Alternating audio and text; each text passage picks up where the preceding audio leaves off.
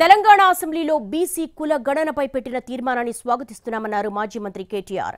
అయితే శాసనసభను మరో 2 రోజులు పొడిగించాలని డిమాండ్ చేశారు ఆయన. దీనికి చట్టబద్ధత ఉంటేనే చెల్లుబాటు అవుతుందన్న కేటీఆర్ ప్రభుత్వం బిల్లు పెడితే పూర్తిగా మద్దతిస్తామన్నారు.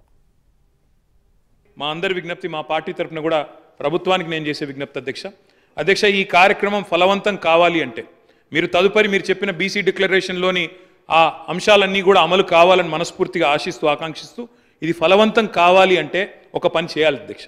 దయచేసి శాసనసభను పొడిగించండి, ఇంకా 2 రోజులు పొడిగించండి, బిల్లు ప్రవేశపెట్టండి.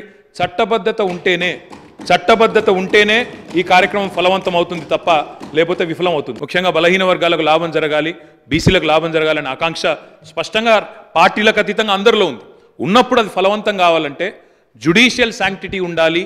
లేదా ఎందుకంటే వారే అన్నారు జస్టిస్ రాజేందర్ కుమార్ సచార్, మీరు హైకోర్టు చీఫ్ జస్టిస్ని అడిగితే మీకు ఒక సిట్టింగ్ న్యాయవాదిని ఇస్తారు, జ్యుడిషియల్ కమిషన్ వేయండి. లేదా బ్రహ్మాండంగా స్టాచ్యూటరీ శాంక్షన్ కావాలి అంటే రేపు ఎల్లుండి శాసనసభను పొడిగించండి, తమరి నిర్ణయం, వెంటనే బిల్లు తీసుకొని రండి. మేము సంపూర్ణంగా మా పార్టీ నుంచి మద్దతు తెలియజేస్తామని చెప్పి కూడా తెలియజేస్తూ